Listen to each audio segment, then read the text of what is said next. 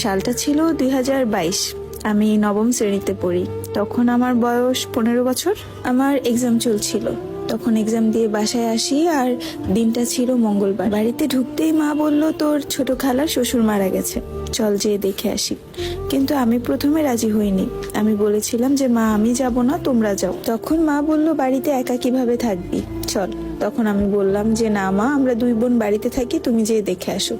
মা আবারও বলল, না চল, নানা বাড়িতে যাওয়া হয় না অনেকদিন ধরে, এই ফাঁকে একটু বেরিয়ে আসতে পারবি। এখানে বলে রাখি, নানা বাড়ির পাশেই আমার খালাদের বাড়ি। বড় খালা, মেজো খালা, ছোট খালা এরা আশেপাশেই বাড়ি। মা এত করে বলছে দেখে ভাবলাম যে যাই। মা যখন এতবার বলছে, যেয়ে আসি। যেই ভাবা সেই কাজ। আমাদের বাড়ি বরিশাল, আর নানার বাড়ি হচ্ছে পিরোজপুরে। তারপর দুপুর 2টা বাজে রওনা দিলাম সবাই মিলে।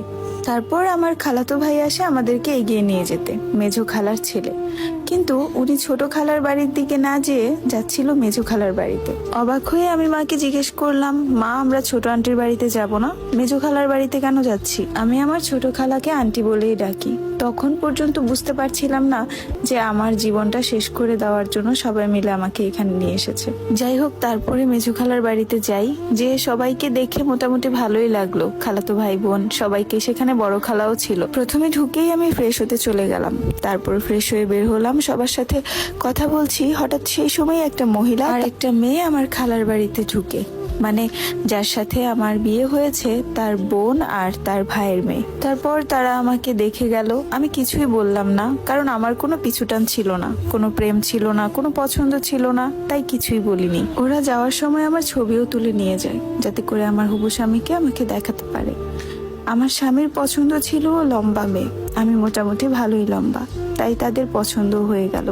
আমি তখনও বুঝতে পারছিলাম না যে আসলে আমার সাথে হচ্ছেটা কি।